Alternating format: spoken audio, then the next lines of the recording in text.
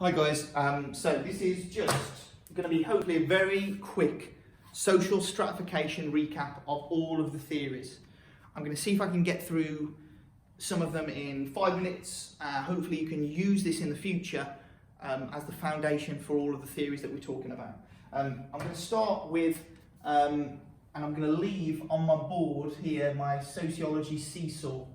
Right, if we remember our political left wing, which wants change, and our political right wing that wants the status quo, keep things the same.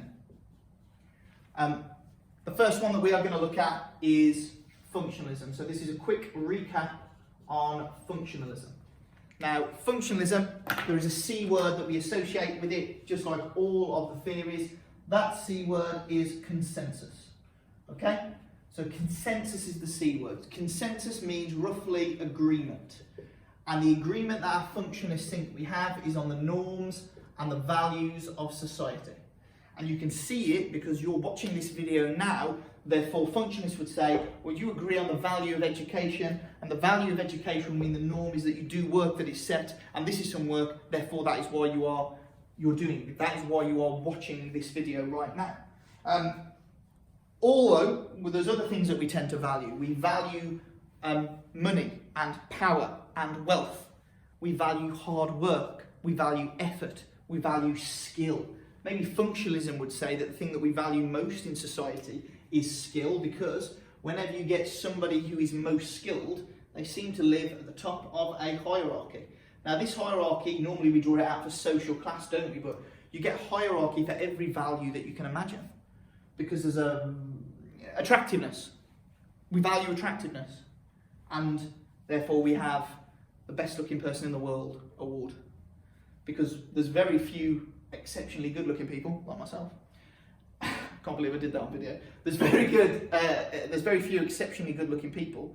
You know, there's like the best supermodel in the world. She lives up here. But then there's most of us are down at the bottom. And what does the best supermodel get? Money. Power, high status. Just like with football, there's very few Cristiano Ronaldos. He lives at the top. Money, power, status. The same when you're at school. There's very few popular people, but we value popularity. So the most popular person is the most popular kid in school. He gets the status and the power. Everybody else lives at the bottom. So we seem to agree on lots of norms and values, and we seem to agree with what we give them, which is the thing that we value the most, which is power and status and money. Which is why the jobs like doctor that we say live at the top receive those awards, and doctor is a very important job. Now, if you're on page 10 at the minute, you've just written about consensus in the top little box, and then you'll see the rose-tinted glasses. Remember, for functionalism, the clue is in the title. Okay, everything is functional. Everything has a purpose. So even the negative, like crime, has a purpose. Even the negative, like inequality and poverty, has a purpose.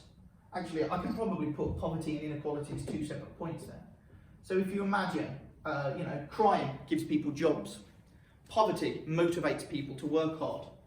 Inequality is really good, because inequality means that we live in a world where we can have doctors.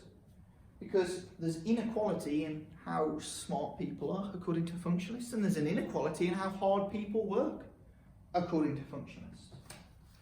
When you look on the top of page number 11, you will see how Davis and Moore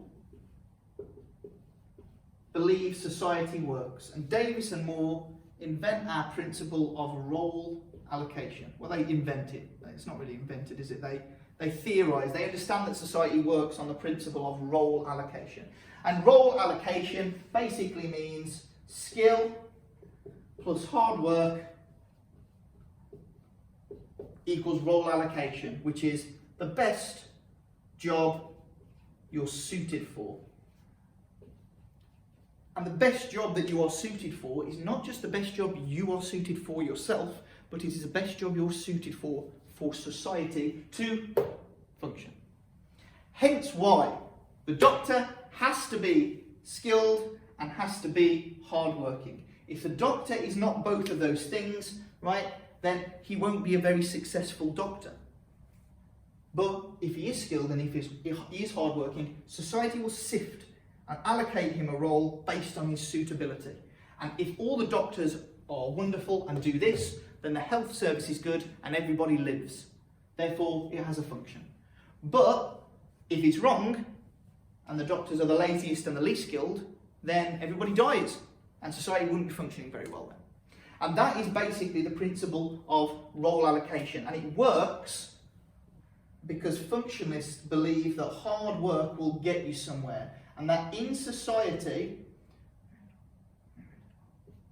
there we go, and that in society it works, and society works as a meritocracy. If you are skilled and if you work hard, you will be successful.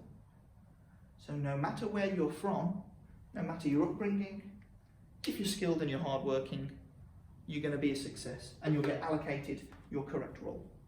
Unfortunately, there are some weaknesses, of course, with the functionalist perspective that hopefully you've got in terms of your evaluation at the bottom. And the main weaknesses of functionalism is perhaps this is too much of a positive view on society. Remember that functionalists think everything's got a purpose, so that's probably not the best thing, and maybe that's not the most accurate thing, but also this idea of meritocracy, this idea of role allocation, is it genuine?